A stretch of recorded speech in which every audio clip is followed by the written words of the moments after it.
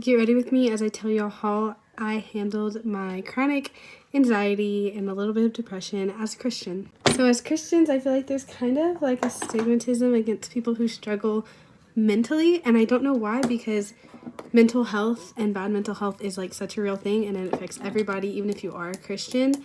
But at the end of the day, having fear and anxiety is a sin.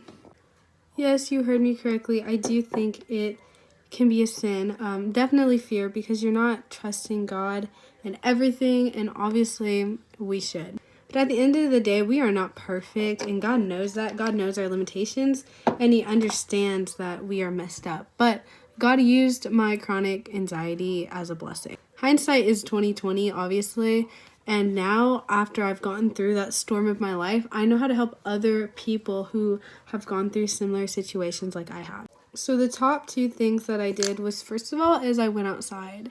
Vitamin D has a huge effect on your mental health. Vitamin D deficiencies have been linked to depression and anxiety. So I started going outside without sunscreen on and started working on just getting more vitamin D, and it improved my mental health so much. Just to get out and see God's creation and just see like His hand and like His artwork literally makes you just be so thankful for living in the greatest land in the entire world, and just appreciate your freedoms and what God has given you so much more. So it forces you to focus on the positive, and in turn, you're not stressing about the negatives and the what ifs. The second thing that I did was I started memorizing more scripture, and I can definitely get better at this. I need to get better at it. But verses like Psalms 27, like the entirety of Psalms 27, or 1 Peter 5:7. I mean, just verses that help you with things that you struggle with. And that's good in any area of your life. If you struggle with temptation or lying, just memorizing scripture that helps fight against that is going to help you.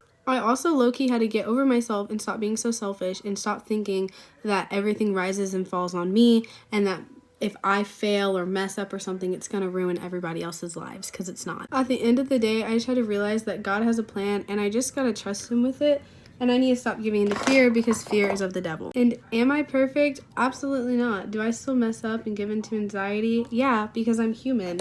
That's just how it is. But now I know what to do, and I use scripture to help combat all of my fears. At the end of the day, I just have to submit to God's will, put my trust in Him, and just trust that He is going to take care of me no matter what happens. All right, that's it. Make sure you like, subscribe, leave a comment down below, and follow for more content.